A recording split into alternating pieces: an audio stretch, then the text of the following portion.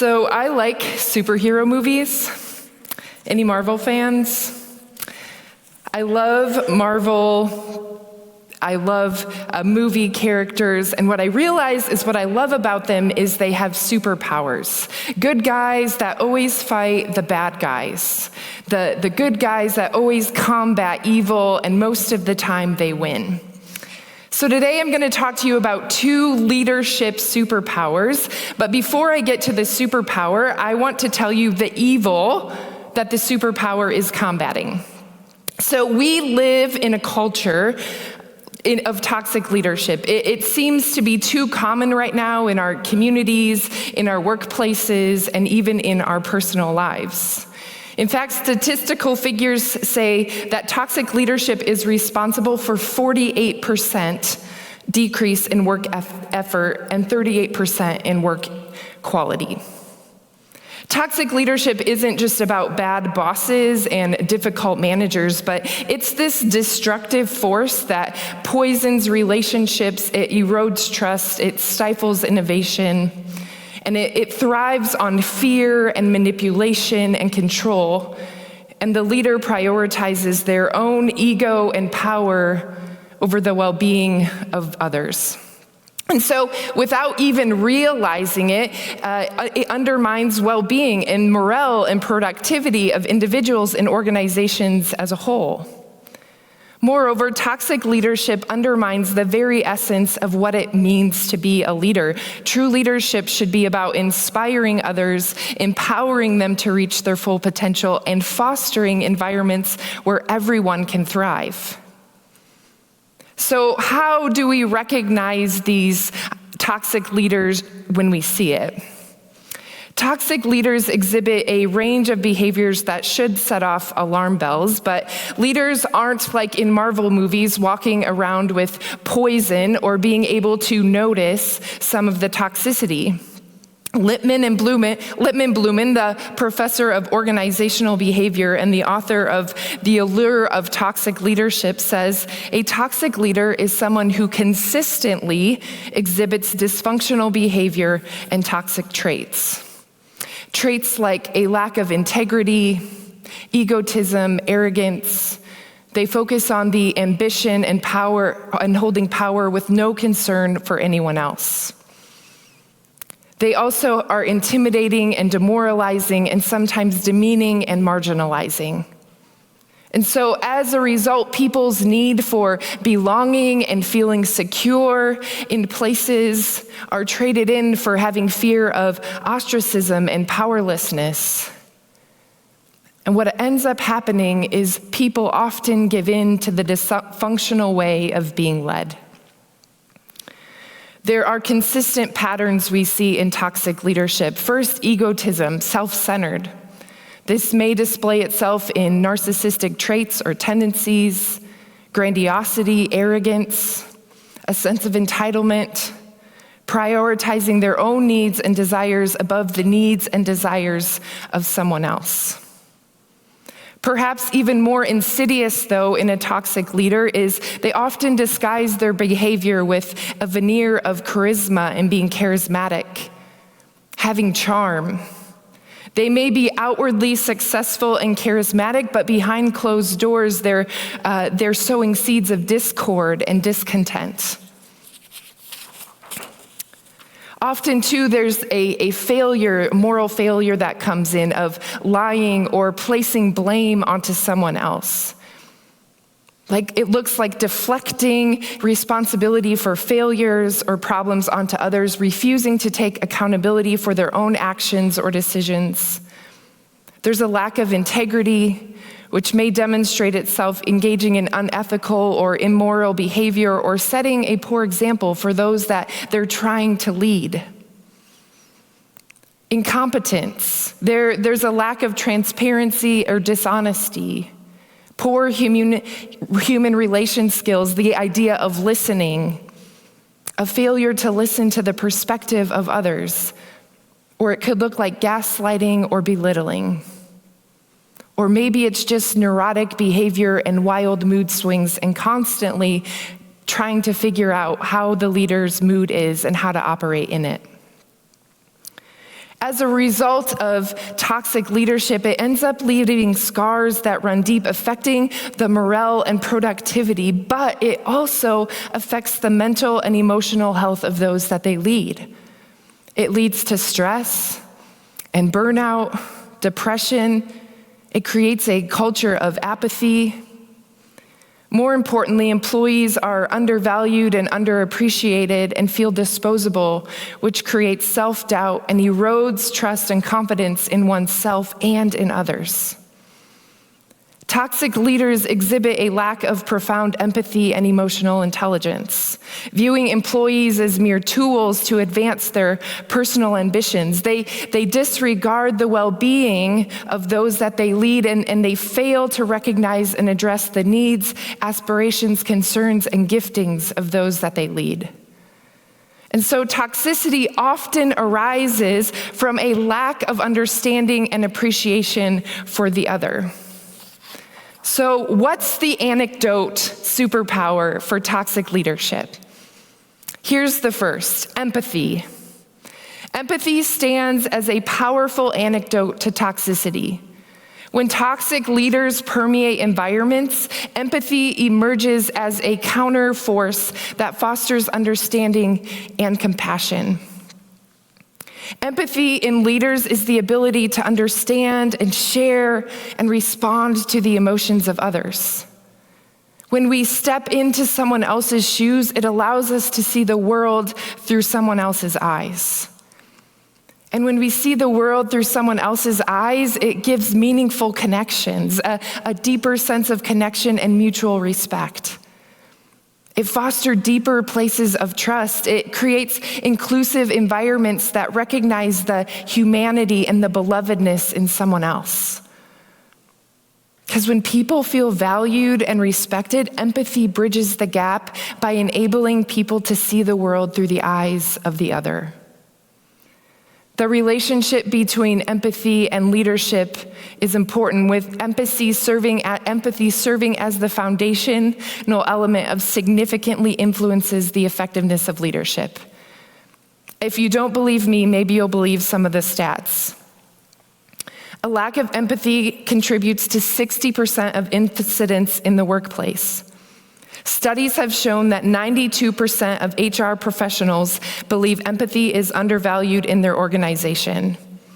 And the majority, 86% of employees, believe empathetic leadership boosts morale, with 87% of employees say empathy is essential to fostering an inclusive environment. But even with statistics like this, even knowing that empathy would improve leadership environments, many leaders decide not to use this superpower. Toxic leadership leaves scars in people feeling undervalued, underappreciated, and disposable. And empathy does just the opposite. It's a place where people feel valued. It's a place where people feel appreciated. It's a place where people feel supported to thrive. When toxic leadership relies on fear and manipulation and coercion, empathetic leadership is grounded in compassion and understanding and mutual respect. By prioritizing empathy and emotional intelligence, leaders can create cultures that are more inclusive and collaborating and innovative and have a better collective well-being. If you don't believe me, maybe you will believe more statistics. Up to 60% of people are emotionally attached from work. Employees with empathetic leaders report an increase in engagement, 76%, and increase in creativity to 61%. Leading to higher performance levels, a company that prioritizes emotional intelligence is 22 times more likely to perform higher than companies that do not. 22 times more likely to perform higher. So what does empathy look like? At the heart of an empathetic, non-toxic leadership is the ability to understand and connect with the experience and emotions of others. So empathetic leaders actively listen to their team members, demonstrating genuine curiosity and concern for their well-being. paying full attention to the speaker and understanding of their words, emotions, and body language without interrupting or judgment. They seek to understand the unique challenge and aspirations of each individual, fostering a sense of belonging and psychological safety within the organization. Empathetic leaders lead by example. Their embodied values as integrity and authenticity and humility in their interactions with others. Empathetic leaders acknowledge their limitations and mistakes, which then creates a culture where vulnerability is celebrated and it's not a weakness. The openness and transparency of an empathetic leader fosters trust and credibility, enabling individuals to share their ideas, concerns, and feedback without fear of judgment. And so when empathy is a core value, recognizing and celebrating acts of kindness and generosity and understanding within the organization, they prioritize the well-being of their team members, providing support and mentorship and development opportunities that are tailored to individuals' needs and aspirations. Leaders recognize the importance of the work-life balance and strive to create environments where individuals feel valued and respected both professionally and personally. When leaders prioritize empathy, it sends a powerful message that empathy is valued and encouraged. And empathy is just not some soft skill. It has a powerful catalyst for positive change and transformation. But building a culture of empathy isn't just about leaders, it's about each and every one of us. It's about treating others with kindness and respect even when it's difficult. It's about being willing to listen and learn and grow from our interactions with others. But empathy alone isn't enough. And so here is our second superpower. Our second E is empowerment. Empowerment is more than just a buzzword. It's a transformative force that empowers individuals to rise above adversity and take control of their own destinies. Empowerment is about giving the people tools and resources and support that they need to succeed. It's about creating a culture where everyone feels valued and respected and heard. Empowerment shifts the balance of power from the few to the many, leveling the playing field and fostering a culture of equality and respect.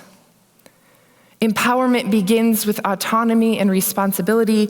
It's about entrusting individuals with the freedom to make decisions and the accountability to own the outcomes. Empowered individuals are not just passive bystanders, they're active participants in their own success, driven by a sense of purpose and agency. And so central to empowerment is the cultivation of trust and collaboration. In environments with toxic leadership, trust is a scarce commodity, but with empowerment, trust gets to live into the fullness of what it can look like. Empowerment restores trust by fostering people to allow them to share and speak up and share ideas. Because when individuals feel empowered to share, teams are going to thrive. Empowerment then also breaks down barriers and shatters stereotypes. It transcends hierarchy and race and gender and status, and it recognizes the inherent worth and potential of every individual. Empowerment is inclusive, embracing diversity, and celebrating the unique contributions of every person. Empowerment emboldens individuals to stand up to toxic leaders and to demand accountability. It emboldens individuals to be the architects of their own destinies, but empowerment cannot exist in a vacuum. It requires commitment and courage and a collective action. It requires leaders who lead with integrity and humility and see empowerment not as a threat, but as an opportunity for growth and transformation. It requires organizations that prioritize equity and fairness and inclusivity in all aspects of their operations. Empowerment is the key to unlocking creativity, innovation, and resilience. Because when people feel empowered, they're more likely to take risks. They're more likely to think outside the box. They're more likely to collaborate with others and to achieve goals. Empowerment gives employees a voice. It champions diversity and equity and inclusion. And I also think priority prioritizes mental health. While you may not be able to address every internal struggle your people face, when we live empowered, you can provide them with resources they need to enhance their mental well-being. So in conclusion, toxic leadership is a destructive force that undermines trust, it stifles innovation, and it erodes the fabrics of our communities. But when we embrace empathy and empowerment together, we can build a better future for ourselves and those around us. So together, let's begin to unmask toxic leadership and replace it with a culture of empathy and empowerment. Let's create organizations and workplaces and communities where everyone feels valued, where everyone feels respected, where everyone is empowered to reach their full potential and live into their gifts. Let's be superheroes like the Marvel characters and grow our empathy and empowerment skills and fight the toxic leadership that is trying to take over. Thank you.